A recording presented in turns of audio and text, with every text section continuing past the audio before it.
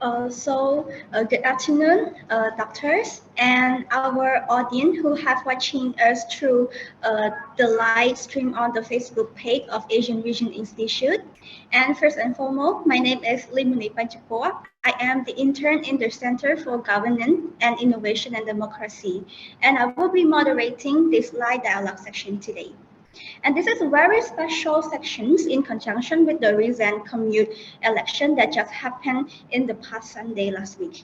And today we have our two special guests that will be joining us today. First is Dr. Chheang Vannarith, the Director of Asian Vision of Asia Pacific Secretariat, and second is Dr. Chheng Kimlong, the Vice President of AVI, and he is also the Director of the Center for Governance, Innovation and Democracy. So before we begin to the next section, I would have some few housekeeping note to everyone that today's sections will be begin record to be available for viewing the post sections.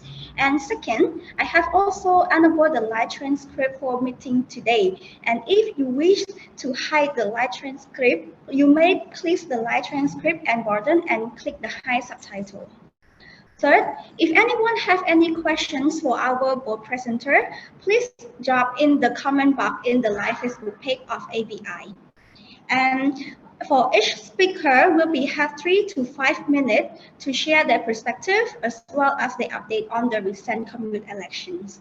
So now let us welcome our first speaker is Dr. Chheang Vannarith. And Dr. Chheang Vannarith is a director of the Asian Pacific Secretariat think tank of 2022. Doctor is a public policy analyst and a government relations strategist. He is also worked over a decade with an experience as a geopolitical and geoeconomic analyst with a focus on Southeast Asia. He was honored as a young global leader by the World Economic Forum in 2013.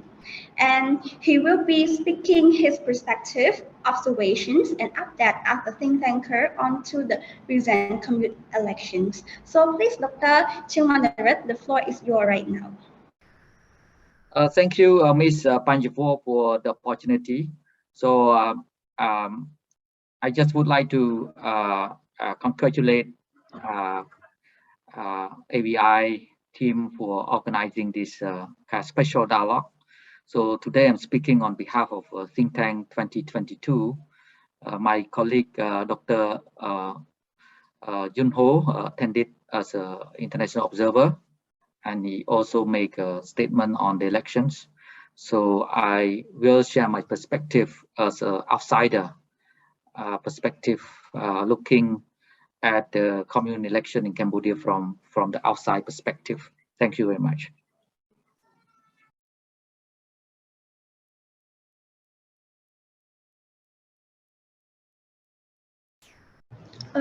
So, Doctor, can you please share your perspective onto the update about the commune election that happened on the last Sunday? It was again is a journey of democratization in Cambodia, and it's kind of a normal that every election in Cambodia since 1993 have been quite controversial elections because different political parties may have different views with regards to the election process and election results. So it's kind of a new normal looking at the process and the election results.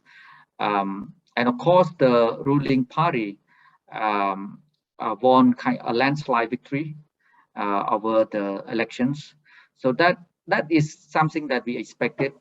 It's not really a black swan event in election in Cambodia, and I think the protest by some opposition party, especially the Candlelight Party, against the election result is also something expected because, as I said, it's quite a normal that almost in every election in Cambodia they always have a controversy, a different perspective and different view. So, but this is part of the democratic process itself, that different parties may have different views, the protests against the election result and so on. But look, we need to see the big picture, look at the facts on the ground. Relatively, we can see some progress with regards to the commune election. So this is, it was the fifth commune elections. So we can see certain progress compared with last year, last election, for instance, or the election before that. So that is something that is kind of a continuum. It's kind of a journey of electoral democracy in Cambodia, which is a relatively quite positive trend. And of course, it was not a perfect elections. It has some shortcomings, loopholes, and this kind of weaknesses. But in relative term, we can see a certain progress has been made.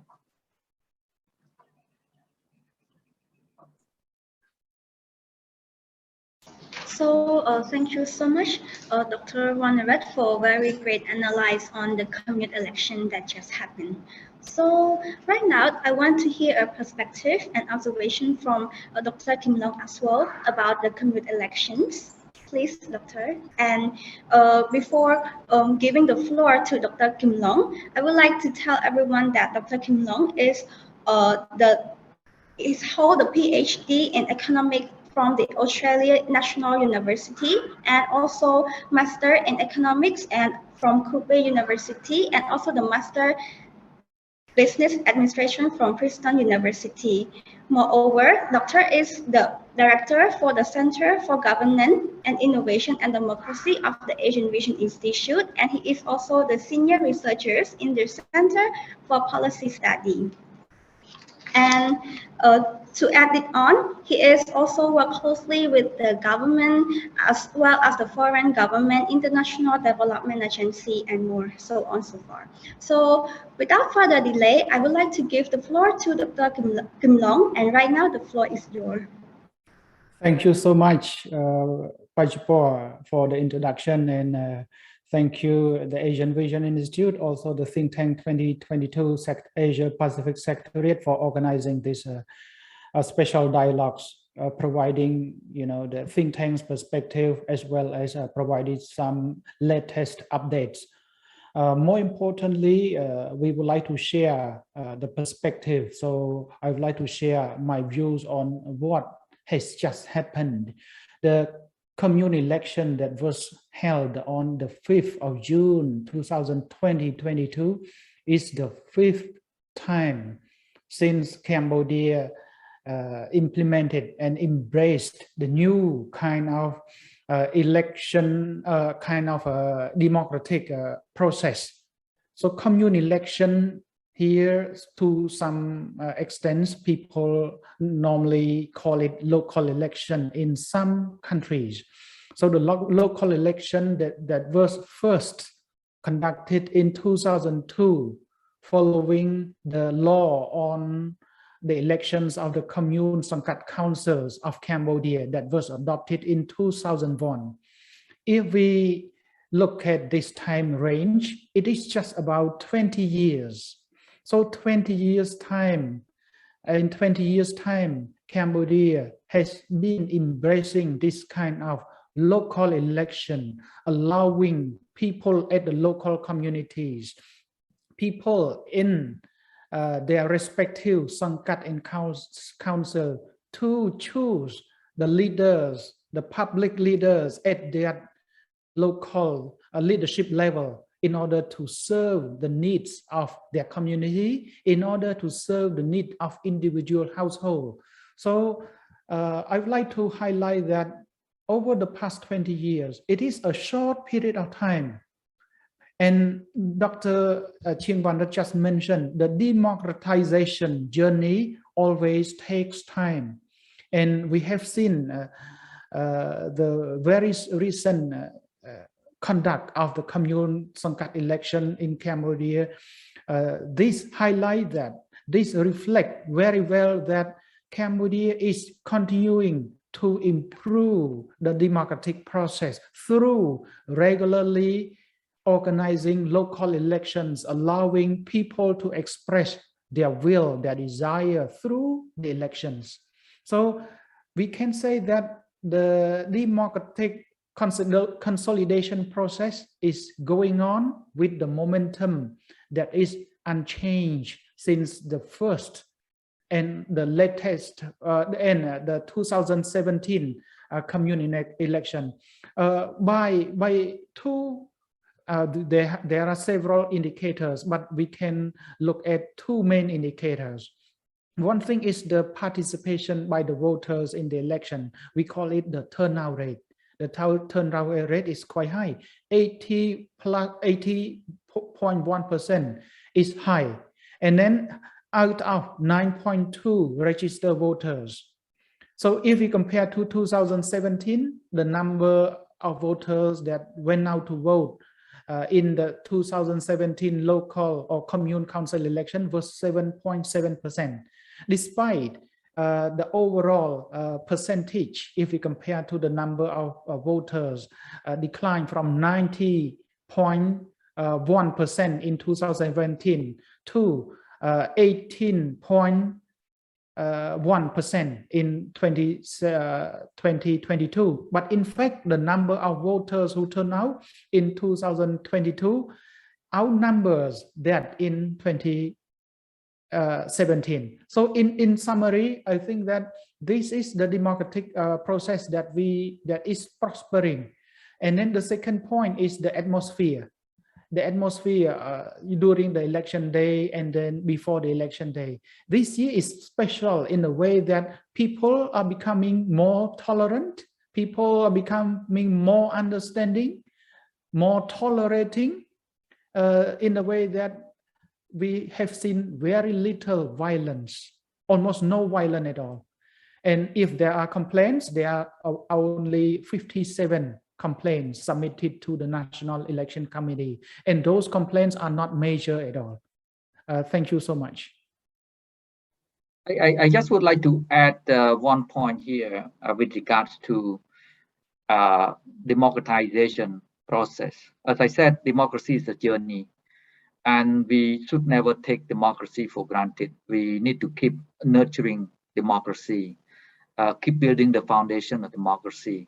Look at other countries, the Mekong regions, such as Thailand, which is one of the most advanced democratic political system in the region, but it still have a lot of challenges, a lot of weaknesses in the system. So never take democracy for granted. What we can do is keep nurturing democracy and empowering people. So election is one of the means to empower people. At least they have one vote. So one person, one vote, right? And this local election also very meaningful in the decentralization process, because decentralization also connect with the democratic governance system. We need to give power to the local authority, commune level, and we need to help the local authority accountable for their services and their behavior. So what I can see the election, Cambodia commune election, is the process of empowering the local people. I think, as I said, it is not a perfect elections, but it is a part of the journey, a part of a continuum, and we can see some progress along the way. But the most important is to educate people about their rights to vote, their rights to choose the leader that they like, without fear, without intimidations. So this is part of a human kind of development progress, the freedom from want and the freedom from fear. So they need to have the right to choose the leader without any fear at all. So this is something that we need to send the message to the local people, that you are part of the democratic process and you have the right to choose your leader. Thank you.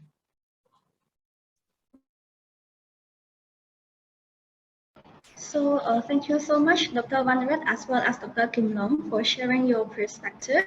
So as Dr. Kimlong has mentioned about, if we compare the past few years' elections and to this year election, we can see that there are many percent of people that start going to vote a lot. better than the past few years. So, what is the main factor that influence the people to go to vote for choosing their leader in the commune elections? This question referred to Dr. Kimlong. Can you share perspective about this?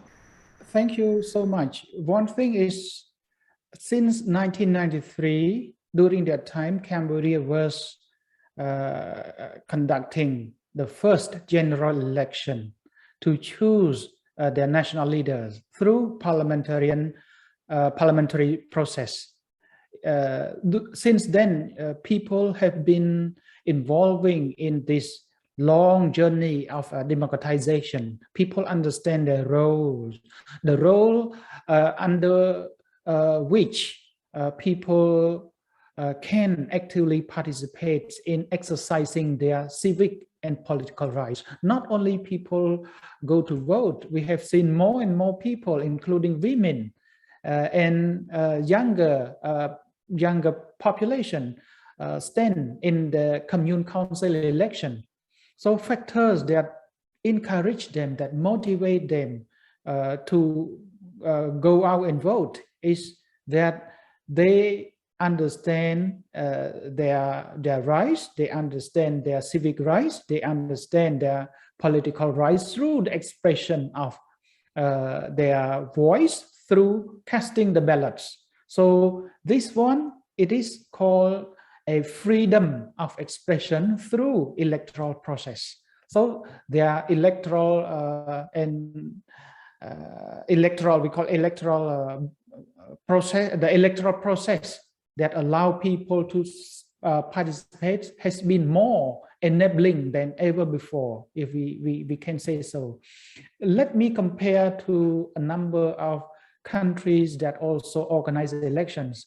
The turnout rate normally in some democracies, they never go beyond 60%. In some countries, they never go than 50%.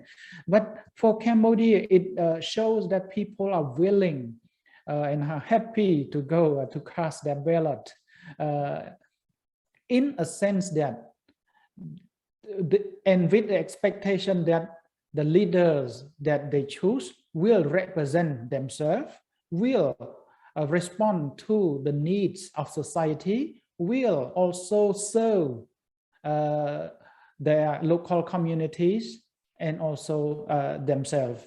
Because public servants to be elected through these systems should serve people.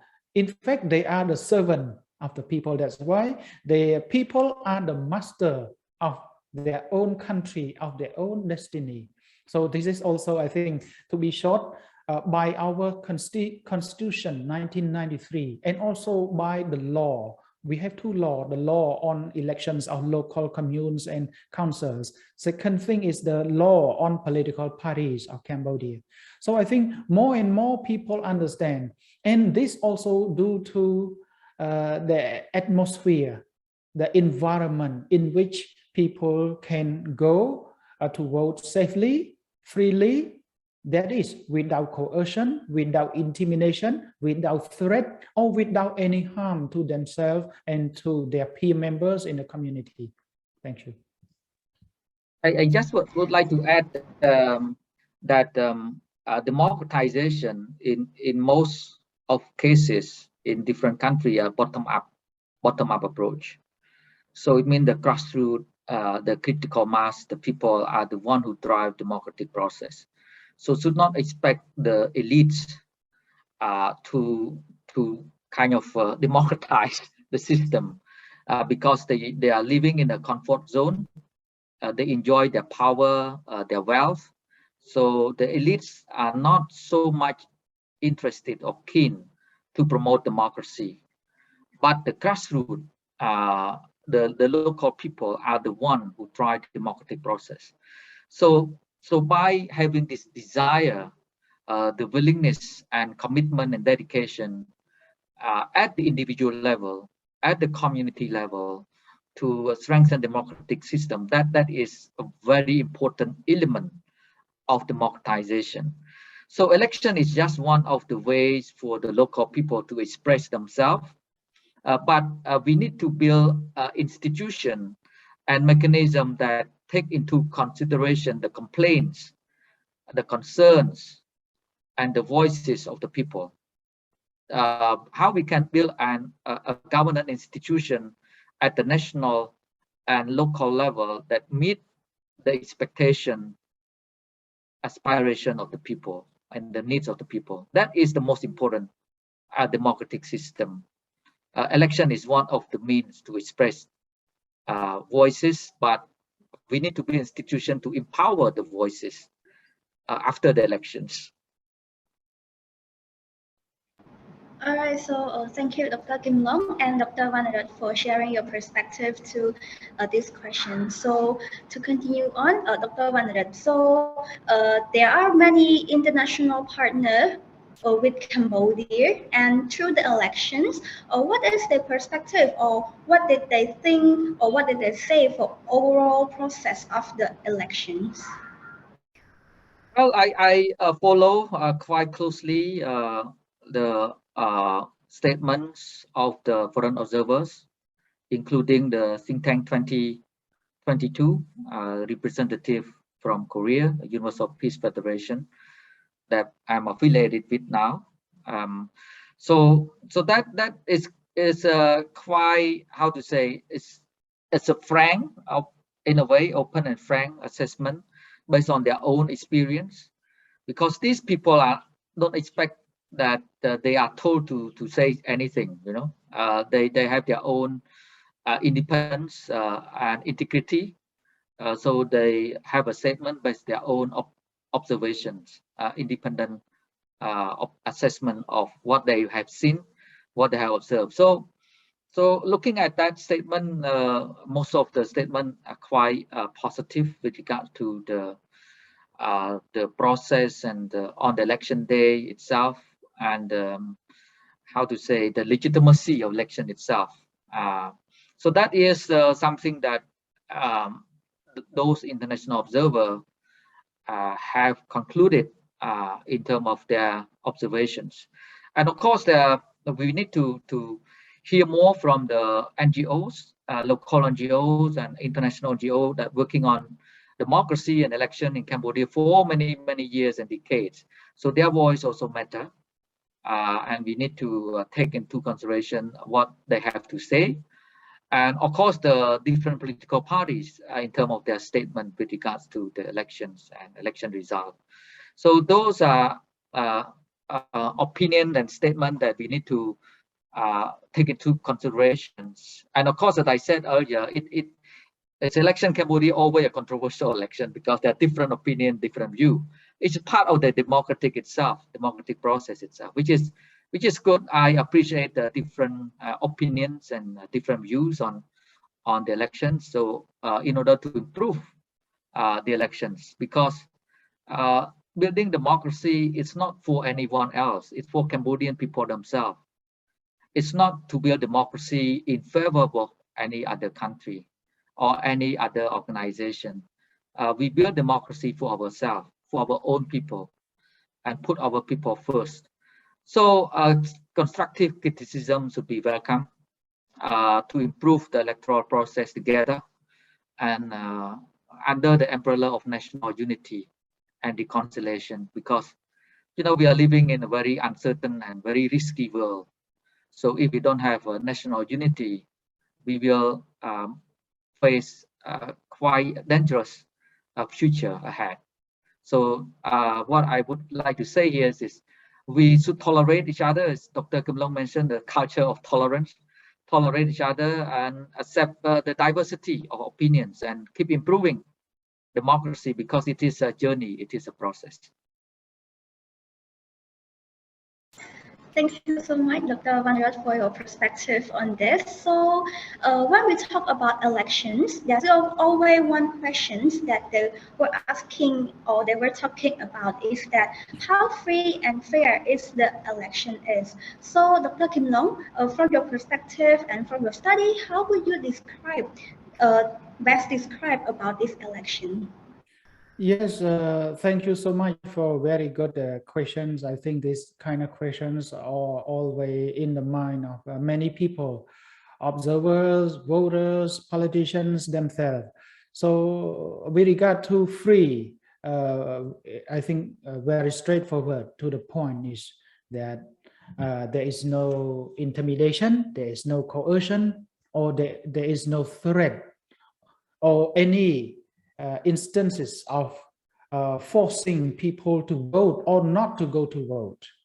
So the absence of intimidation, the absence of coercion or threat or force of, for anyone to go to vote or not to vote is an indication of a free election. Fair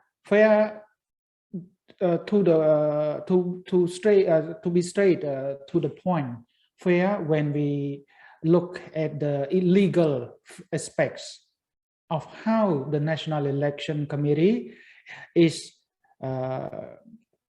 conducting the entire process from voter registration to organizing, putting informations through education and also through allowing different political parties of different maybe policies, different perspectives, different ideas to join in the election process. So fair in terms of the legal aspects itself. So whether other people are included in the entire process. So we call it in a more participatory, inclusive, and that abide by the law, whether it is the national law or the international standards and practices in the democratic election process. So that we call, if these conditions are met, we can call it a free and fair election.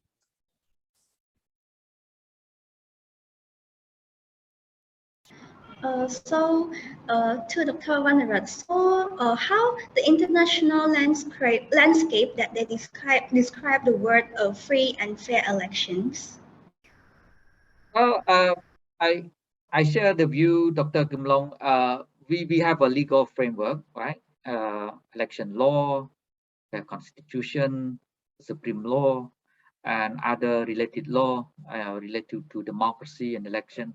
So just effectively observe those laws impartially, without a political motivation or political manipulation of the law. Then I think everyone should be kind of equally treated in front of the law. So that would have enhanced this kind of what it's free and fair elections. Of course, some countries may have different law regulation relating to elections. Cambodia has its own national law. So just implement the law effectively and fairly, then we can say that this is free and fair elections. So there's no kind of international imposition or international standard of free and fair actually. So most of the case, it depends on the national law. And the national law in Cambodia is quite good. I mean, in terms of the standard of the law itself, because it was carefully crafted with regards to democratic process in Cambodia.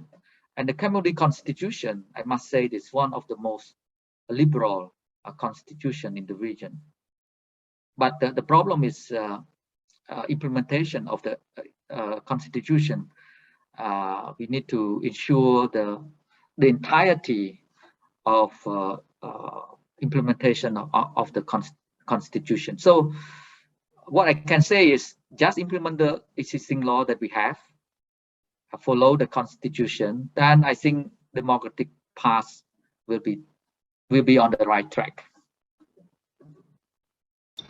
So thank you so much, Dr. Vannarith, for sharing perspective and the term on this word. So generally, as we are the Cambodian citizens, so what did we learn from these commune elections? Well, I think it's still a learning process, still a learning curve for many Cambodians. We need to understand our rights and duties as citizens. And rights and duty, sometimes they have this kind of distinctions, separation, but it need to be together.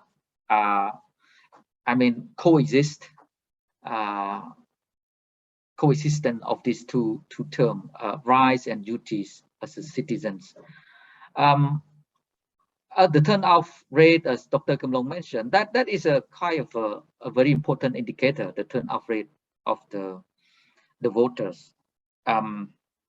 It shows the desire of the people to make a difference, to impact policy changes at the local level, at the national level. So that is part of participation in the democratic process. So what I can say is, as a citizen, we need to understand our rights and duty under the constitutions. And I'm not sure how many Cambodians read our constitution and understand our constitution. And of course, elections law. So we need to educate people more about the constitution and about our rights and duty. So that is important as a citizen of any country. You need to at least understand your own constitutions. Thank you. Thank you, Dr. Vannarith. So, Dr. Kimlong, do you have anything to add on these questions?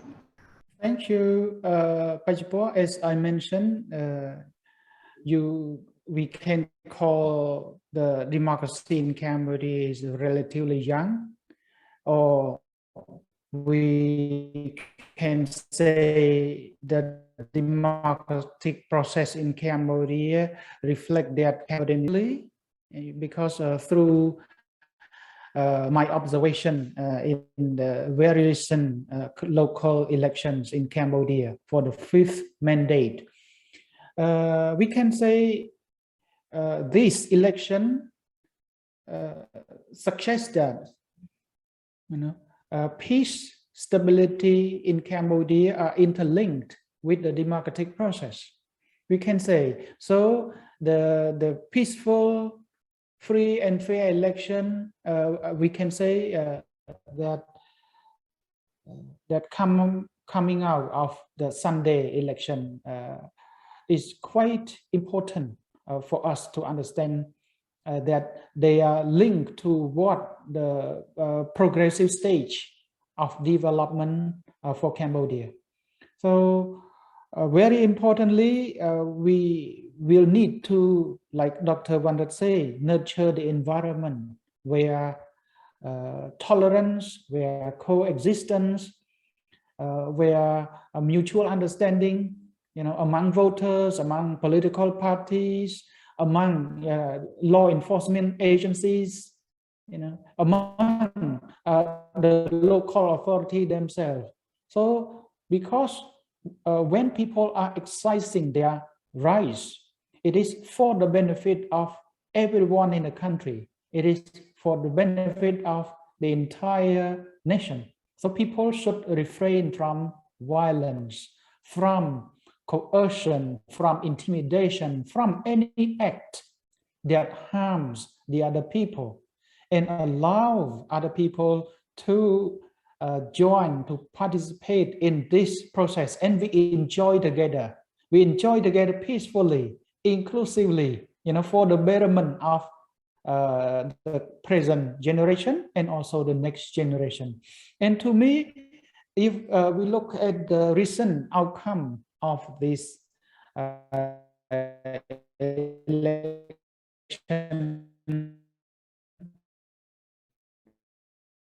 we can say that stage in terms of democracy, because without any indications of threats, of intimidation, of manipulation, we say that, and second thing, with the high degree of participation by people in the election process itself, we can say that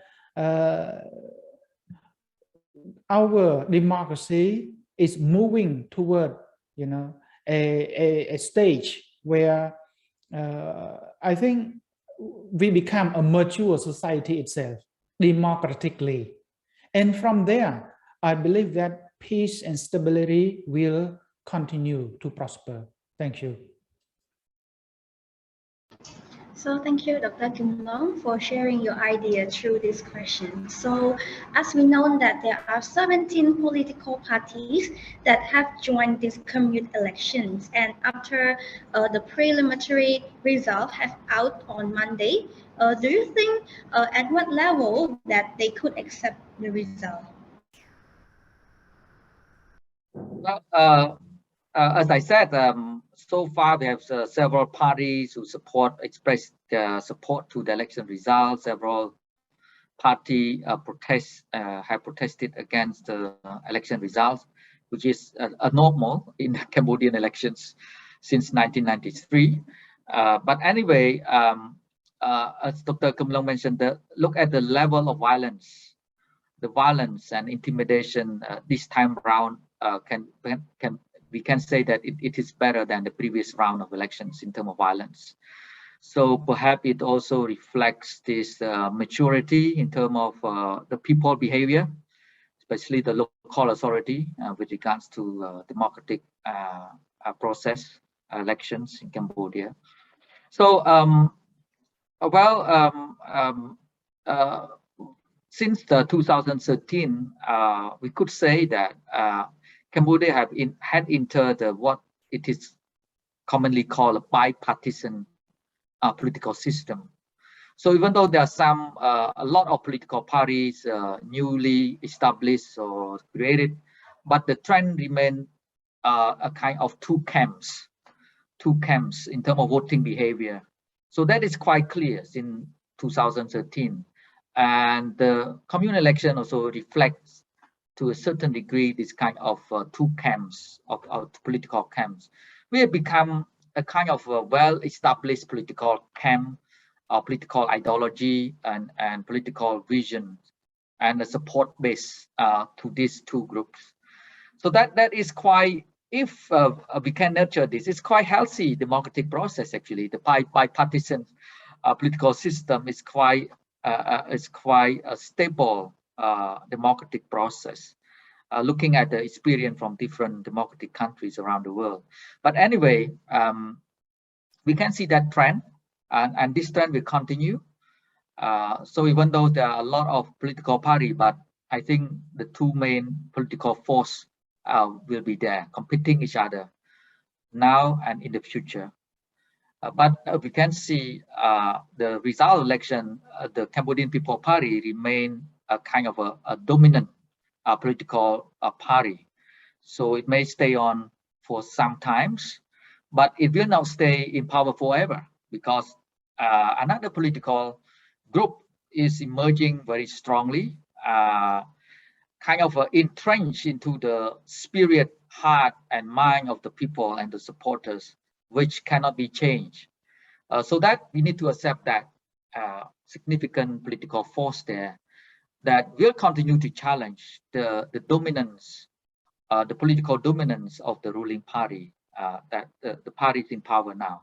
So that is the trend. I would like to say that will continue this trajectory, and I think that the other small political parties not much matter, or kind of marginal factors in this kind of political struggle, political competition in Cambodia.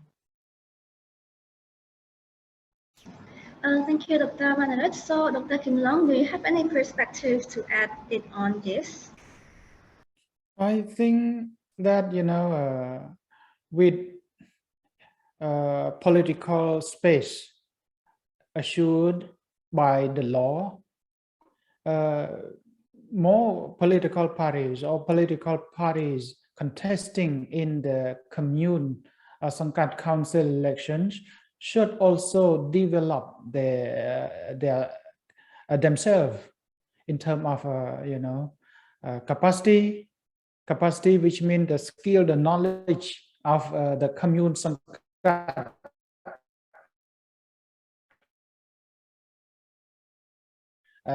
council candidates, the capacities of those people in order to be able, to serve the need of the people by understanding the law, the regulation, their roles, and also what else left available as potential for them to work on to develop the community. So in addition to their respective roles as a commune Sangkat councils, they also should have more skills and capacity to think beyond their administrative work, to look at developments of their community, whether it is infrastructure, whether it is about security, whether it is about expanding the opportunity for local community. This is very important. Secondly, is about how to strengthen the institution and organization of that political parties, financially, and also technology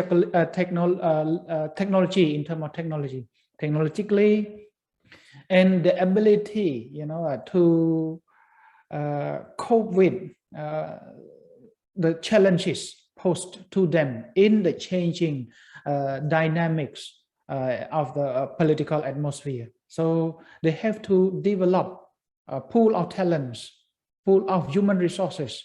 So this is important. Not only the Cambodian People's Party, not only the Candlelight Party, any political parties. And then from that, I think that by increasing their better understanding of their roles, also the knowledge, experience, and skills, they will respond to the need of the people better. And that's why it will be reflected in the progressive development of democracy in the country. So I think that's all from me. Yeah, I just would like to add one point Dr. Kimlong mentioned about capacity. This is very important. Party building. It is a process. So no dominant or no political parties can stay in power forever if they don't innovate enough. So they need to keep innovating, developing new ideas, addressing new challenges and the needs of the people, because social change and transformation, the speed is much faster than political change and transformations and institutional reforms. So that is the common phenomenon across the world now. The society changed so fast, technology changed so fast, but the political institution doesn't change fast enough. So that is the challenge that political parties across the world are facing now. How to innovate themselves, how to renovate themselves, how to keep building their capacity, party building, human resource development, and so on. And coming back to the small parties, I just would like to add that experience in other countries, especially in Europe and lately in Australia elections, we can see some small party got some seat in the parliament, such as Green Party. Those parties who focus on a unique issue such as climate change or environmental issues, or a certain issue, they may get some votes and some seats at the parliament, and they can play a critical role in the democratic process because they advocate a certain issue like climate change, for instance. And Cambodia, we haven't seen any small political party just focus on one issue like climate change or Green Party or something. So that is, if they innovate themselves, find a kind of unique strength and unique agenda for the political party, they may get some votes in the future. Because, as I said, the young generation now, they are very concerned about environment, about climate change, for instance. So this is a key political agenda, a political platform that they can capitalize on. Thank you, Dr. Kimlong, as well as Dr. Vannarith, for sharing your idea toward this question. So there is also a question from Facebook that they have asked about what is a possible reasons or causes that make a majority of people didn't go to vote on the commune election. Can I answer first? I think come back to the point whether their representative at the local level serve the need of the people. So, you know, they need to see the result. They need to see the impacts on their positive impacts on their community. In addition to what they got from, you know, their representative at the commune council level. So for the first election, second elections, the third time, you know, people will observe whether their representative serve their needs, fulfill their roles and responsibility as the commune council members. So, for example, if they witness that no matter the representative, no matter from whichever parties, fail to fulfill these roles and responsibilities, people will be less motivated or will be discouraged to go out to vote, to express a voice, for the reason that it doesn't make any difference whether they go out or not. So in this way, it comes to the local commune council should try their best to fulfill their role and responsibility, to respond to the needs of the people, and also to be think beyond the box in order to plan, to strategize for the community development in order that, you know, people will benefit.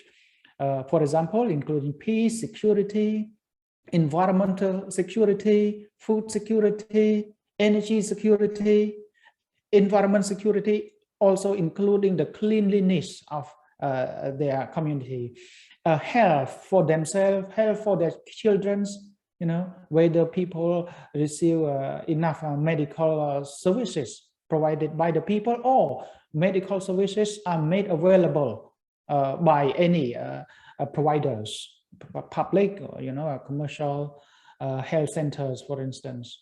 So I think I give this opportunity to Dr. Vannarith to share his perspective as well. Well, it's not mandatory in Cambodia to vote or not to vote. It's no punishment for that. So it is your kind of your exercise of your rights, voting rights. It depends on every individual to decide whether you want to vote or not. So that is your right, right? Of course, not every election have, let's say, 100% turnout vote. It's not, I haven't seen. If we can reach 80%, that is very, very high in terms of the turnout vote.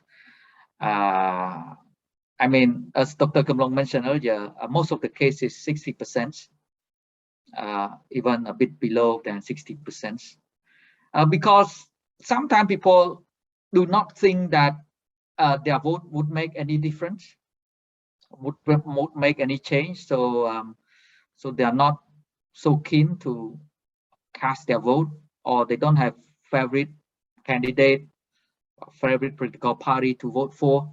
They may opt out, or they may, you know, have different duties and responsibility that prevent them from going to vote. Those migrant workers, for instance, they could not return. Those who work overseas. So that is the kind of proposal of my colleague at Think Tank 2022, Dr. Jun, mentioned that in Korea, for instance, perhaps they allow overseas Korean to vote, and he recommend that maybe overseas Cambodian, or Cambodian, I mean, not overseas, Cambodian living and working in other countries, perhaps should be granted the right to vote through the embassy and so on. But anyway, this is upon the Cambodian authority to decide with regards to the voting right of Cambodian who are living overseas, working in other countries. So anyway, look at the turnout rate it is very high, it's kind of relatively high compared with other countries. Thank you. So thank you to Dr. Kimlong and Dr. Vannarith for sharing to these questions. And we also got another question from Facebook that they asked about your both perspective, like do any opposition parties have clear and stand out policies to help tackle issues in each respective community, and what should the opposition party do to effectively deliver their policy or strategy to people? Thank you. I think it's a difficult question. So we should ask the opposition party to answer. But I will share my perspective as what could be a good option or good strategy for any political party that win the votes to serve the term, as a Commune Sangat Council for the next 5 years. They should come up with a evidence-based study, or they come up with a good policy and also action plan. For example, in terms of COVID-19 containment and prevention, or how to cope with the spread of COVID-19 as well, they should put in place those measures, practical measures, such as what we have seen in Cambodia. The rate of vaccination is very high, and that is at the national level. We have seen that over 94% of people have received vaccination. It is a kind of a program that ensures that people are fully protected and they have the ability to protect the others. So at the local level, it would be the same. Each political party come up with a very sound policy measures that not through populism. It's not about populism, but it's about practical solutions, practical policy options that work at each specific community or specific area, because some areas may be different. For example, in one commune in a province could be quite different from a commune in another province in the coastal area or in the mountainous area. So I think political parties should study very well and avoid the use of populism. Populism is against the benefit of people. They may win the votes for a short period of time, but when they take the position as a Commune Sangat Council members, they fail to deliver the results, and that will destroy the progress of democracy instead. Thank you. Yes, in relation to that form of policy designs before elections, during or after elections, it needs to be based on what we call a multi-stakeholder consultation and dialogue, because any policy that is based on a lot of consultation with different stakeholders, that tend to be a good policy. Policy doesn't come from the sky. Policy need to come from the grassroots, the local realities and local context. So that is a good policy. And of course, a political party need to design their policy based on the local context, realities, and needs, and find innovative solution to those issues that the local community is facing.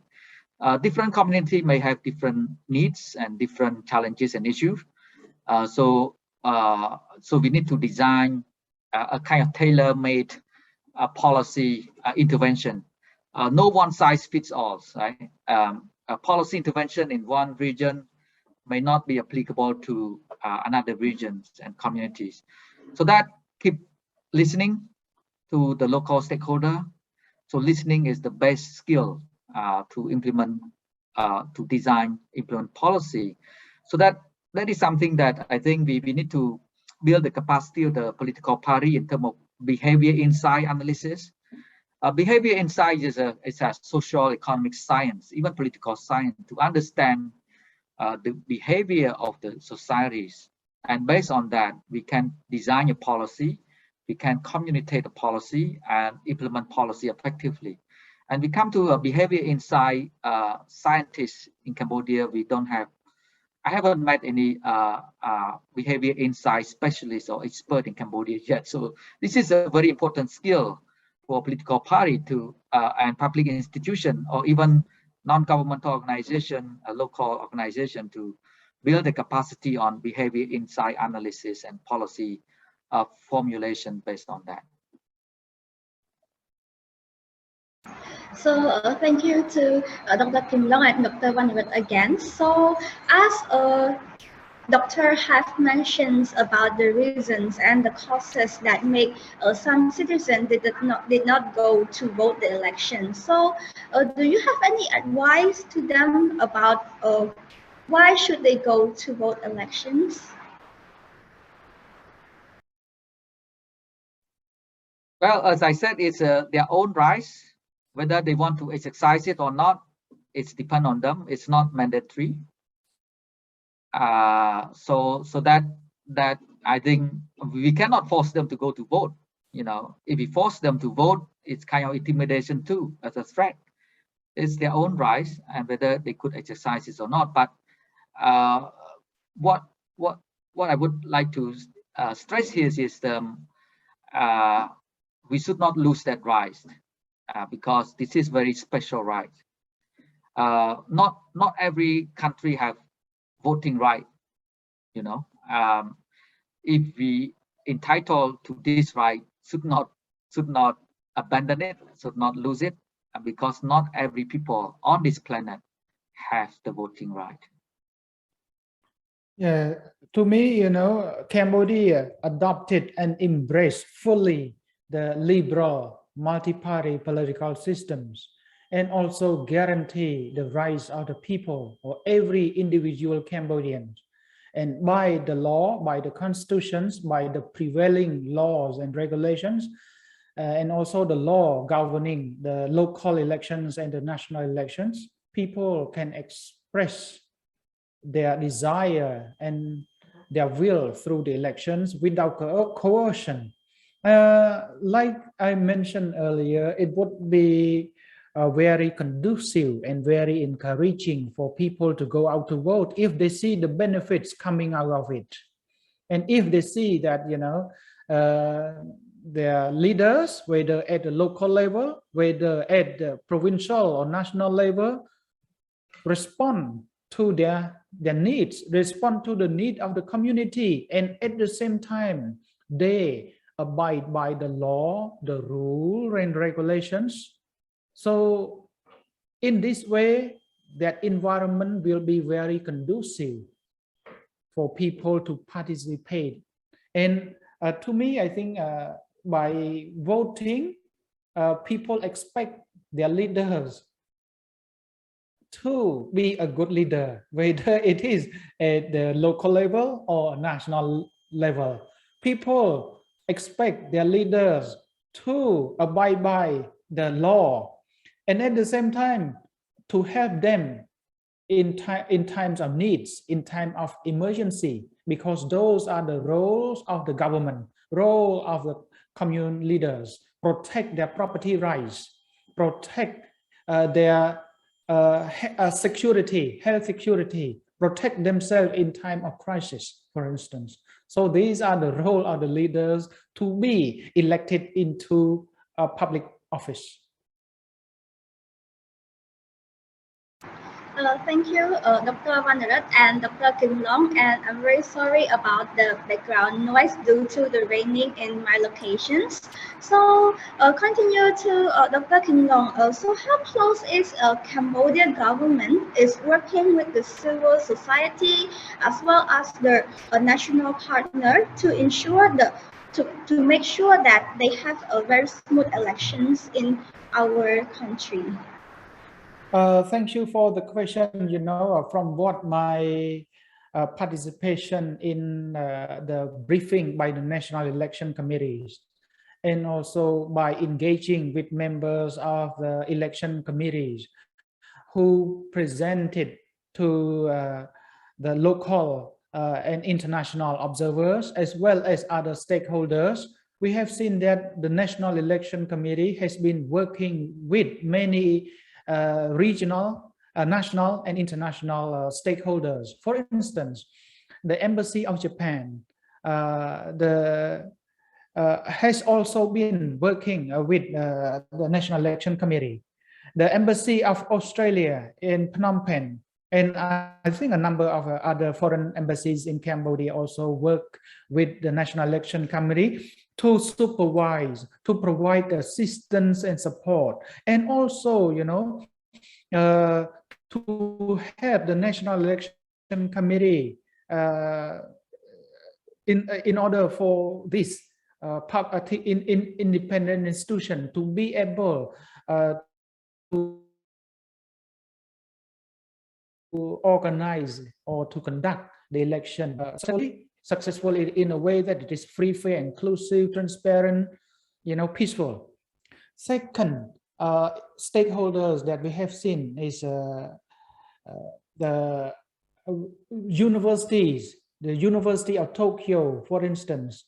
I think a number of other universities abroad are also working to provide those technical assistance, assisting the National Election Committee. And in addition to that, they also provide some training, capacity building for the digitalization, like the voter registration through using computer, which we call computerization of the voter list, for instance. And I think there are a number of other people that a number of other stakeholders that the NEC has been working so that, you know, NEC, National Election Committee, will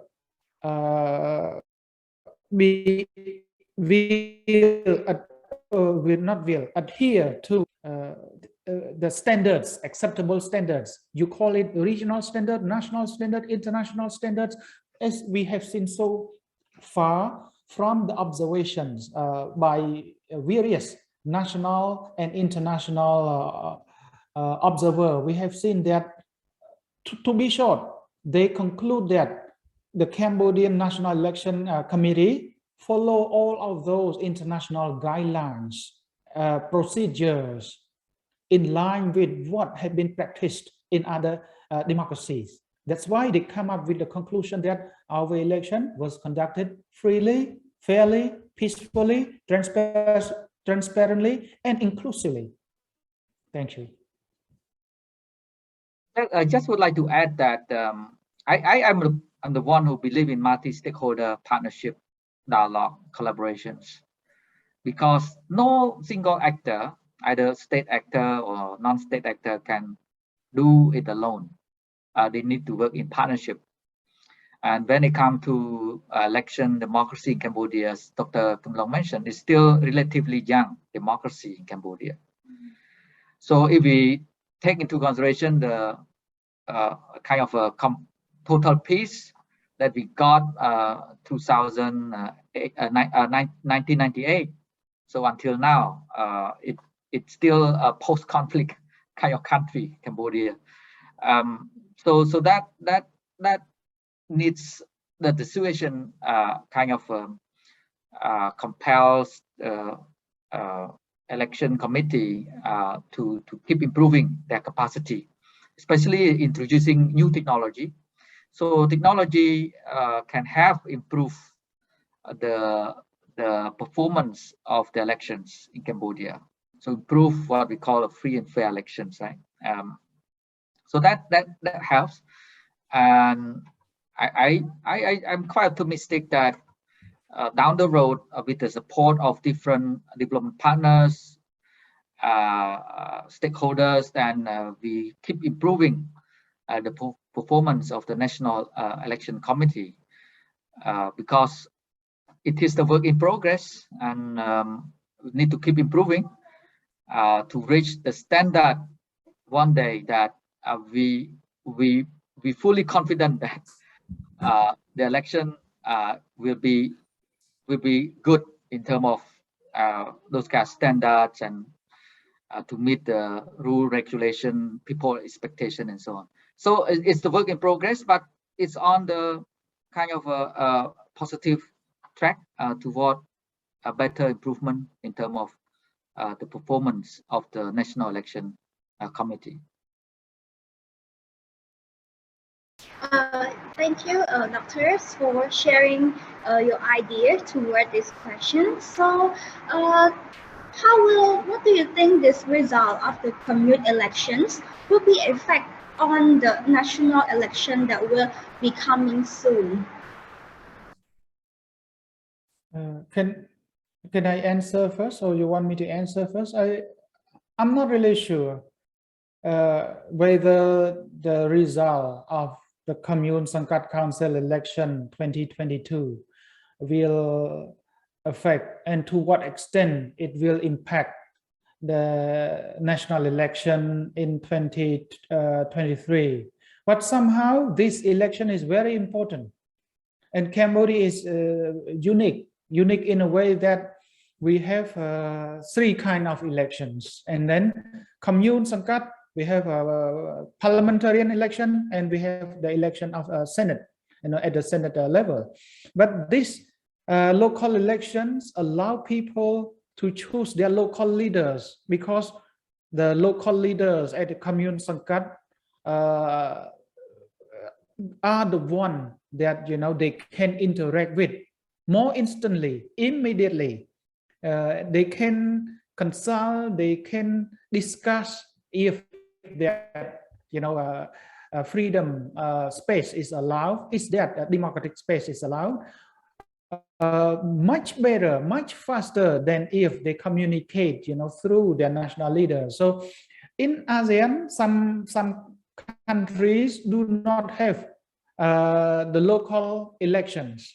For instance, Malaysia do not have the local or Commune Sangkat elections. So some other countries also do not have it, but Cambodia is very unique. So to be short, to be concise, this election reflect somehow a very strong foundation of democracy already built in Cambodia, despite the fact that we just we just organized this kind of a local Commune Sangkat election over the past 20 years. So just 20 years is a very short period of time. By any standard, if you talk about long-term, in economic terms, that would be more than 50 years, up to more than 100 years. If you short-term, it is more than 20 years. So this is like, by any standard, it is a very short period of time. But somehow,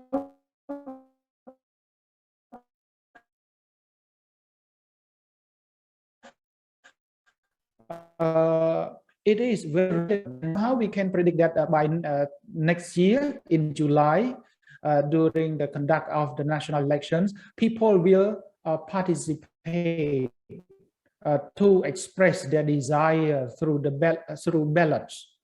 So I think from that, maybe the government, the parties that will run the government will attain to the desire and aspiration of the people through introducing and implementing key social development policies and other development policies for the betterment of socio-economic livelihood of the people and peace and security for the nation.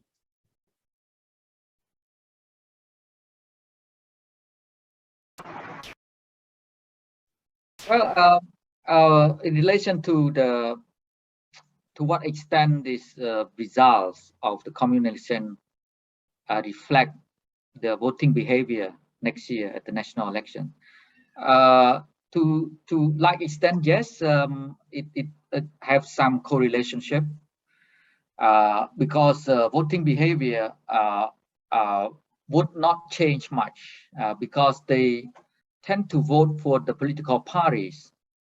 Of course, they also take into consideration the candidates, commune candidates, when they decide to vote. But by and large, the voting behavior in Cambodia tend to vote for the political parties and the leaders of the political party than the local leaders or commune council members. So that is kind of the behavior, voting behavior. So in that case, it can reflect the voting behavior for next year as well for the political parties.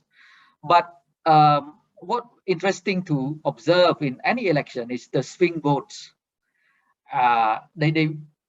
Because I think in Cambodia, perhaps about 30% of the voters are swing voters. They keep changing, voting from this party to another party, depend on circumstances and so on. But both main political parties have their own hardcore supporters there. But the key challenge for both of them is to win the swing voters, which is about 30%. So if they can, let's say, win about 20%, then they can get majority or more than 15% of the swing voters. So anyway, trajectory down the road, based on the election results and commune election, perhaps I think it's high chance that the CPPL will continue to win a landslide victory in the national election next year based on the commune elections. But anyway, nothing is certain 100%. Swing voters, different political environment, circumstances may also change the political dynamics. Thank you, Dr. Vannarith and Dr. Kimlong. And we also got one more question from Facebook comment. And once again, it is focused on the free and fair elections. And she asked, in both perspectives, do you think that our elections is free and fair enough in the term of one of a democracy country? I think we have already addressed these same questions, and I would like to share that my perspective or my comment once again, looking at three indicators. So let me add one more indicator, is the legal framework. So to look at whether an election is free and fair, we look at the legal aspect. Then we look at second indicator is about the participation or turnout rate. Second thing, the third indicator is about the absence of violence or absence of coercion or force or threat or intimidation. So these three indicators will provide us a clue, a good clue to make some kind of conclusion that the election is free and fair.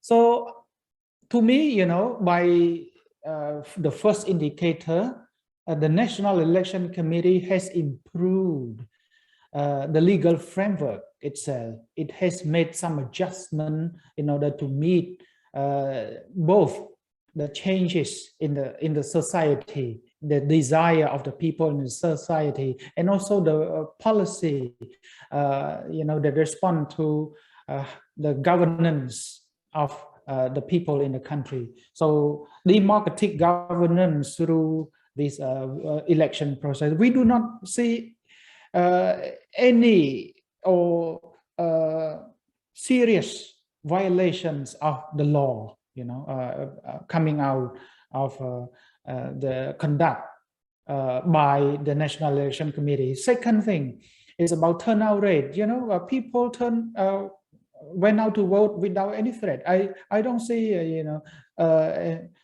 that threat coming out, you know, from any local commune, you know, with a force, with gun, with anything. This is an indication that, you know, it is participated, people participate freely. And the third is about the absence of violations that I linked to point number 2 already. Now, let me share another one. You know, if you look at the assessment by national observers, by different different international observers, we have seen that the election was conducted in a very transparent, peaceful, free, just manner.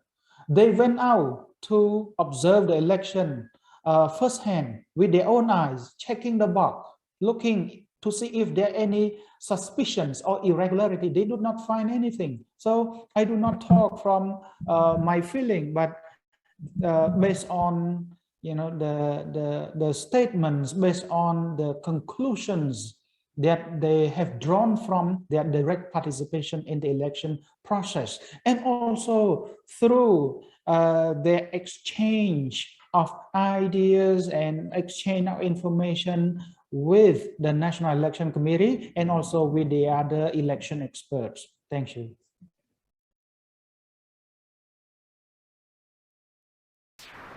Thank you, Dr. Kimlong. And for Dr. Vannarith, do you have any comment or any idea to add on these questions?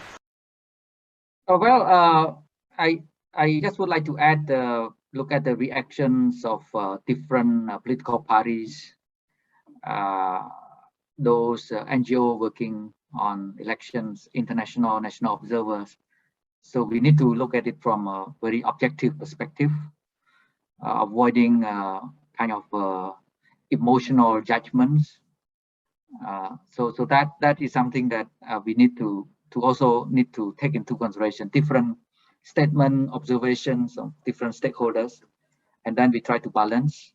But as I said, is election, of course, it's not a perfect, but it show kind of credible, kind of reliable results. It reflects the people aspirations and people will, but of course things need to be improved when it comes to, let's say, transparency, counting.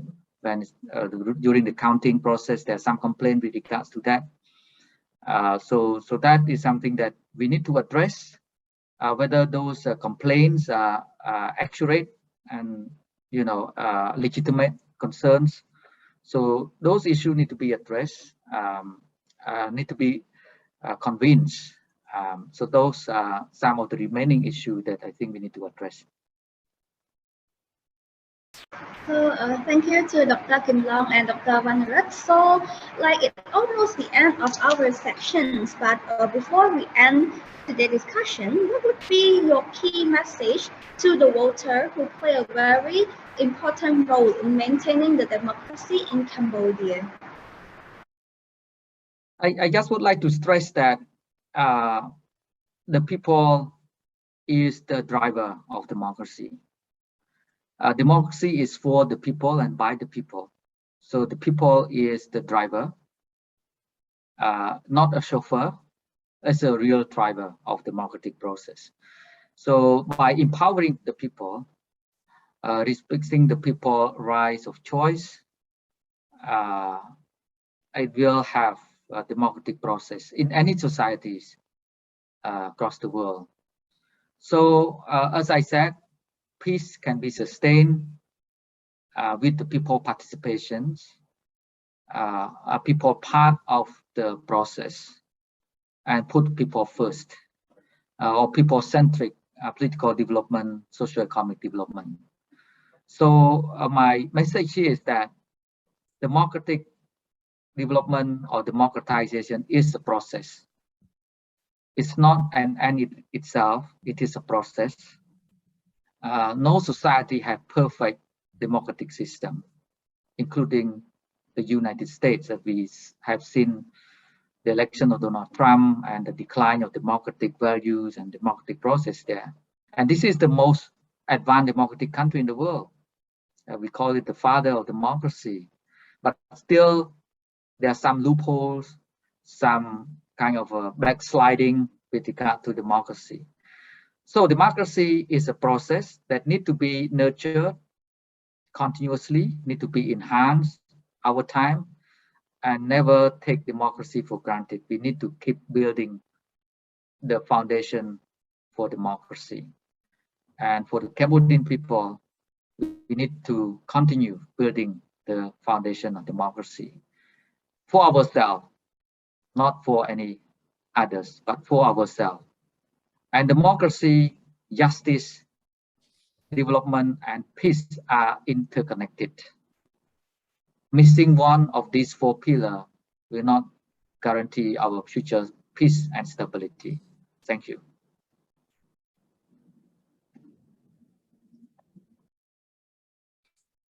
Thank you. To me, I believe in the respect for the law, the provision of social justice, and also to the culture of tolerance, for people to be able to express their opinions, their desire freely, without fear, without intimidation. So this is a condition for a prospering democracy in the country. Because at the end of the day, a democracy is intended for the benefit of people and society. So respecting their differences in terms of opinions, in terms of ideas, in terms of policy, but people need to work together in harmony. People need to cooperate. You can compete in a democracy, but it compete in freely, openly, fairly, not through populism, not through an excessive use of propaganda, at the cost of society. So with this, I would like to conclude my comment, and I encourage all stakeholders, all political parties, all voters, not only in Cambodia, but elsewhere in the world, to participate in the electoral process, with respect of the differences, with mutual respect, mutual understanding, and with peace in mind. And then we can prosper together as a society, as a community, as a nation. Thank you. So this is not the end of our session today, and at the end I would like to say thank you for a very insightful idea from Dr. Kimlong as well as Dr. Vannarith, and also thank you for the audience for attending these sections on our live stream in our Facebook page. So please stay safe and have a very good evening.